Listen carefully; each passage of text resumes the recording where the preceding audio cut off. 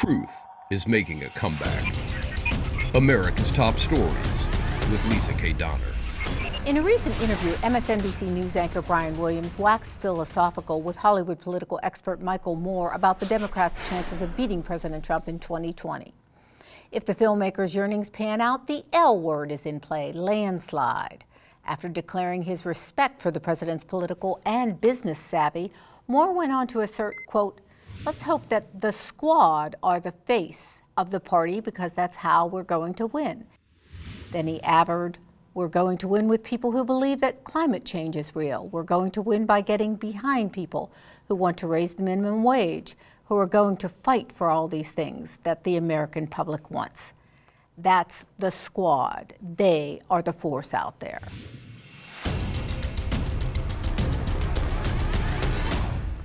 Joining me today is political junkie and Liberty Nation national correspondent Joe Schaeffer. Thanks so much for joining us on Truth is Making a Comeback, Joe. Thanks for having me, Lisa. All right, so we have some late-breaking things, including the dropping out of Washington Governor Jay Inslee, but we'll let you talk about that in conjunction with the Michael Moore comment about the squad being the solution to the Democrats' problem of wresting the presidency from Donald Trump. What say you? Yeah, I actually think the two things go together perfectly well. The squad is cutting off the top tier Democrats, the ones who have a chance to get the nomination. It's cutting them off at the ankles. It's pulling them further left. It's going to hurt them in a general election.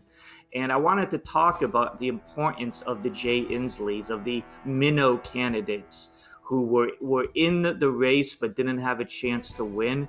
It's so important that those type of candidates bring up important issues that force the top tier candidates to address issues important to the American people, the kind of things that will get you elected: jobs, taxes, the economy. Instead, we have this left in the Democratic Party pushing the top tier more towards climate change, Medicare for all, the things the squad talks about, just immigration, radical views on illegal immigration, just constantly pulling them left. So Jay Inslee drops out, and what did he do? What did he accomplish to help this party? Nothing. He pulled them further to the left on climate change. He made it harder for whoever wins the Democratic nomination to defeat President Trump in a general election. Well, it's interesting because Moore embodies the faction of the Democratic Party that you're talking about, but that faction also believes that Nancy Pelosi represents the aging, out-of-touch leadership. Yeah, perhaps these are the folks that said the same thing about Bill Clinton when he suggested in 2015 that his wife's campaign might do well to make a stop or two in Michigan. Who's really got their finger on the pulse of the Dems, Pelosi or the squad? Well, I think they're both the wrong answer. I agree that Nancy Pelosi is aging and out of touch. She represents an old, I think more cartel type of establishment politics that the American people rejected when they chose Trump over Hillary Clinton in 2016.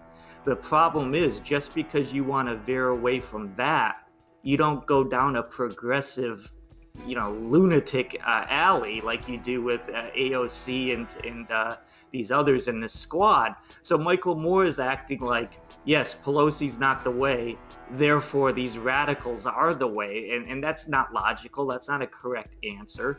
They need to come up with a response to Donald Trump's reaching the heartland, reaching the blue-collar workers. They need to come up with some kind of way.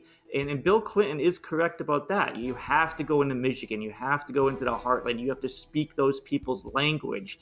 That was rejected by Democrats in 2016, and they just seem to want to go further left in 2020, and it's just going to make it so much easier for Donald Trump to be reelected. Joe, a Wall Street Journal NBC News poll shows the fault lines that lie within the Democrats. Just what you're talking about. So 50% polled said they don't want single-payer health care overhauled. And only 50% are willing to call themselves a liberal. That hardly seems like a group of people that wants the squad to rule and reign. Well, you know, it's in a primary, you have your grassroots base having probably more of an impact than they should have because they're the most motivated voters. They're going to come out for those primary elections in your states. And so it's natural to run a little more to the base in the primary and then try to pivot to the mainstream in the general. The problem is this base is crazy. I do believe that the Democratic base is radically progressive, and they almost have to go this way. It's why you're seeing Bernie Sanders saying these crazy things about white supremacy and racism when he should just be focusing on the things he talked about in 2016 about jobs and the economy and the American worker being left behind. It was an effective message for him. Now he's talking about white supremacy all the time. The progressive base is demanding he do that, and it's going to just kill him in a general election.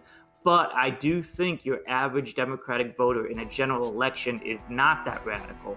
But the ones that make up the grassroots, the ones who are involved and committed in the primary portion of it, they are very hard left, and their voice is dominating the conversation now. And Donald Trump couldn't ask for anything better. So if the Democratic Party continues this sort of long and tumultuous soul searching for a political foundation on which to run in 2020, it appears the party's more divided than ever. I mean, members have not only lost touch with the American electorate, they seem to have lost touch with each other. One could understand why Democrats don't appear to be listening to Republicans, but they're not listening to each other. Do you think this could make for a strong GOP showing at the polls in the presidential election, as in the L word landslide? I think it's a Trump landslide right now unless something radical changes between now and November, which of course is possible. But these candidates, it's crazy what they're doing. They are writing off the 60 million Americans who voted for Donald Trump. They're saying, don't try to reach out to these people. Try to get more of the Democrats who live in Brooklyn and California to turn out. That's not how the Electoral College wins. You can win more, and people have said this, that Trump may lose the vote count by even more than he did to Hillary Clinton in 2016, and yet it may be more of a landslide in the Electoral College. And it makes perfect sense. The Democrats' message so far, every single Democratic candidate is appealing to a far left base that resides in a certain area along the coasts and in big cities, and they are not reaching out to the heartland. They're basically referring to these people as irredeemable racist and extremists. I mean, they're writing off their votes basically right now. They have no hope of reaching these people in a general election. And I do think that things are going perfect with Trump as long as he doesn't screw it up, and he is very popular with his supporters. I just think he's going to run away with this thing, barring a radical change between now and November. All right, Joe, but before we button this up, we really haven't touched on Biden. Does he sort of represent the kind of centrist that will do well in a general? Absolutely not. I said this from the first time we started talking about this. The Democrats do not want Joe Biden to be their nominee. He's sort of what I was saying about Pelosi with aging and out of touch. He represents an old machine-like politics that Republicans don't want that, which is why they chose Trump, and Democrats don't want that. Nobody wants Joe Biden right now except for the well-heeled donors, but you don't win elections that way anymore. That world's gone. This isn't 2004 anymore.